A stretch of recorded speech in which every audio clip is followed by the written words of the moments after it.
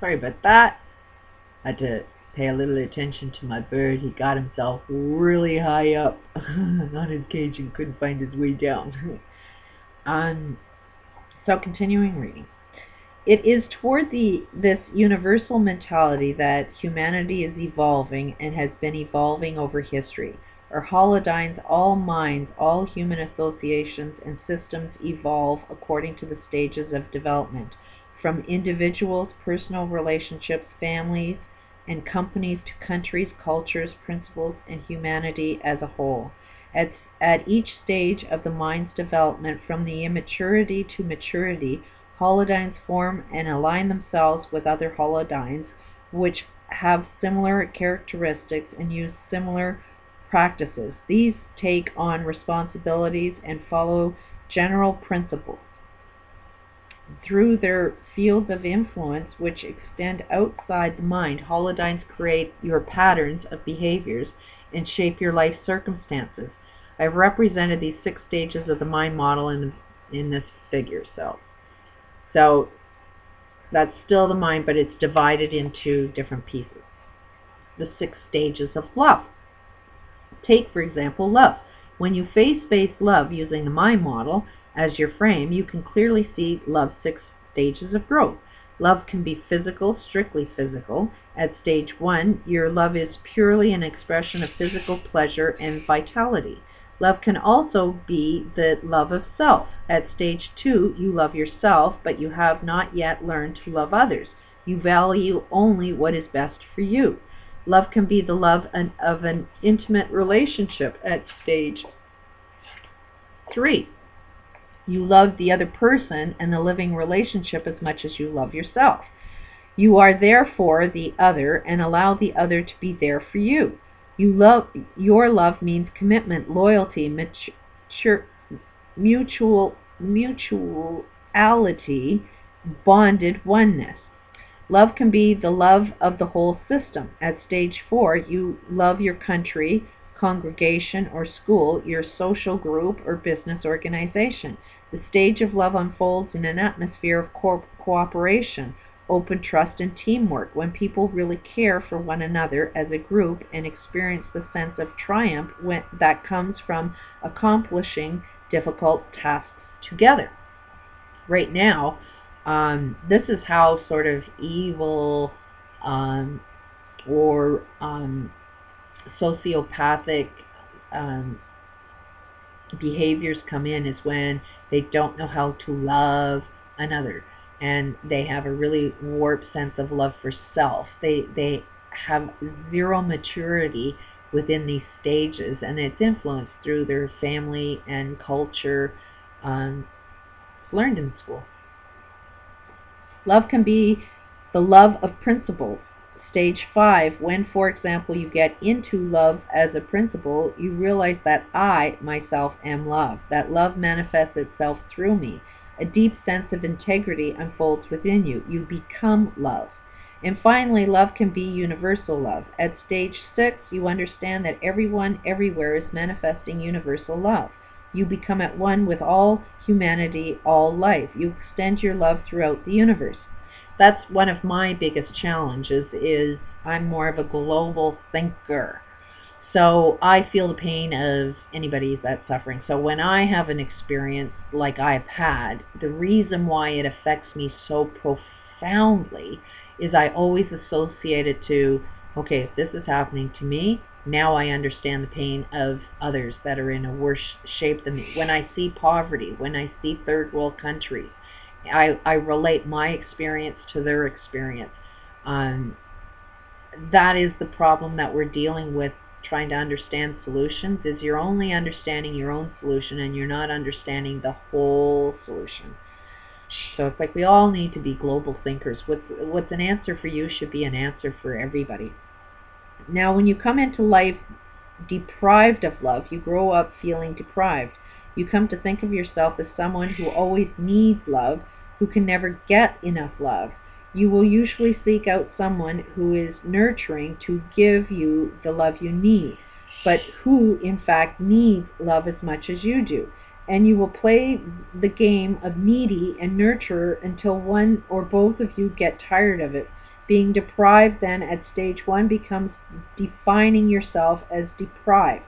At stage 2, which becomes entering a deprived relationship at stage 3. That's what I've been dealing throughout my genetics is every one of them are lacking love. My father, who's very domineering and controlling, is lacking love, but he doesn't love himself, didn't love family, although he says he does, and doesn't love on every single level. And so he's pushing out love, hoping that one day it'll come back at him. And my mother is the needy one, and so she was the victim of the abuse.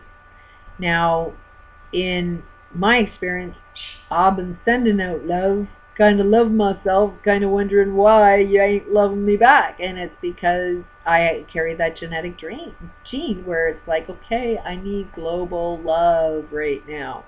But ultimately, one good example for me to learn this is that as my children are, starting to act like their father and gaining the relationship that they've been lacking, I am stepping back and saying, glad you guys are developing that loving relationship, because that's what was lacking all of the time. And I'm okay if I'm like the enemy in their eyes, and we all know that we got unconditional love for me. They just don't know how to show it. I know, and I have to trust that, yeah, they do love me. It's like they're in process right now, and I have to sit back and allow what's going on to know that as long as I'm focusing on myself, love myself, love my family, let them be in the process that they need to be, allow the world to be in the process that they need. I don't need everybody to love me. Just be that love that I want to be, then everything will unfold perfectly. Sometimes at stage 4, you will naturally join forces with a whole group of nurturers, who, of course, also need love. Entire organizations can be based on the need to nurture. It is not until you get to stage 5 and you realize I am love that you can begin to face-base the need for love and understand more clearly the dynamics involved in all the games people play about love. So, huge lesson for me, and just accepting everybody is where they need to be. I am love. And eventually, I'm sure everything will turn around in time when everybody figures out who they are and shit like that. Picture, if you will, a little leech swimming along in society saying, I need love, I need love. And then picture another one coming the other way saying, I need love, I need love. When two leeches meet, they cling right onto each other, but you can see that this kind of relationship will not last long. There aren't any nutrients in it. Just two little leeches who leech off each other's love. That's kind of like this. My son, who just got married, he really felt through this really abusive divorce that family doesn't love him, and he's pushing everybody away and doesn't realize it, and he's doing it because he's lacking love. And so he's leeching onto someone that also had the same experience. She, her family dynamics is nothing she ever did was good enough. And she was a perfectionist. She was involved, did excellent in school, excellent worker, excellent in sports, but nothing she ever did was good enough in the eyes of her parents. So that's why she has to constantly do everything perfect, never got the love that she needed. And so there's two people that are desperate for love, found each other, they make a great couple, and the conflict occurred when, the planning of this wedding came out, and it's like, okay, you made it so friggin' expensive, I can't go. I need to be able to communicate with you people so that I can make arrangements so I can go. And communication was lost because as soon as I opened my mind, she was looking for me to say you're doing something wrong when I wasn't. There was no, I built her up all the time, but she's going to perceive as soon as any words come out of my mouth that it's a complaint about her. So the only way that I can heal her is, or heal this relationship is, I really love my daughter-in-law. I think she's an amazing person, and, I can see her heart. And she is an awful hard worker, and I know she will give my son the love that he's lacking, but they're finding their ways. As her own words, is she wants to make her own mistakes. So I've got to be at one and let her make her own mistakes, and just love her for, the imperfections, because the imperfections are perfect. So everything is where it is, and I'm really sorry to be talking about it, but this is my life mission, it seems, is to share the experiences of my life and my experiences, because I think it helps other people understand their lives. And I think when they come to love me for my faults and see the goodness in me, our relationships will develop. So they need to be in where they need to be, and when they can show the love for family, then I will get it. But if they're still needing love, then the only way that they will get it is with somebody else that's really desperate for love as well. So anyways, but when at stage 5 you understand that you are love itself, and you can own that, you become love, and you never need love again. You understand that you can give love, renaissance with love. You can cast your bread upon the waters, and it will come back to you. You can plant the seed of love, and it will grow up 10 times stronger again. As you face love, you can see the 6 stages of love and how love evolves from stage to stage.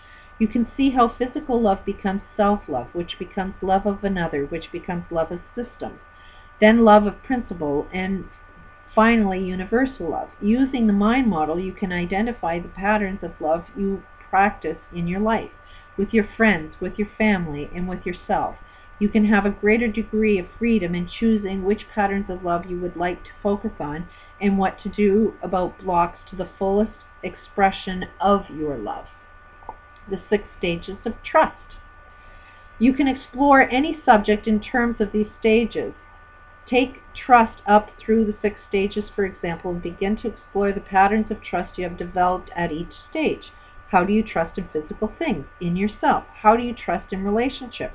How do you trust in systems like the government or where you work? This is like, how do I trust in love within my family dynamics? Sometimes you develop the patterns of trust in early stages of your development, which do not allow you to unfold your fullest, most mature trust in the later stages. You cannot understand, for instance, the fundamental principles of trust, that you are trust. You learn the lessons of blind trust, but not those of real trust upon trust, which says, let's put everything on the table. Or if you can understand trust, you choose not to own it. Make it part of all your dealings. You somehow mistrust trust, and so of course it doesn't work for you. And when you still get taken, you mistrust trust all the more. You hide from others and from your own self. Only when you choose to become trust do you own it. To make it part of your very state of being will it work for you. That's why if you have trust issues, it's like you don't have to worry about trusting everybody else. All you have to do is start trusting in yourself, and then you don't have trust issues. Helped me out a lot. What then is universal trust? It is living dynamic with great potency, great power, which naturally inspires people to work together for a common good. Most truly successful organizations in the world draw upon a deep, abiding, dynamic reservoir of universal trust. Their people, from chief executives to filing clerks, live by ethical principles they would not think of violating.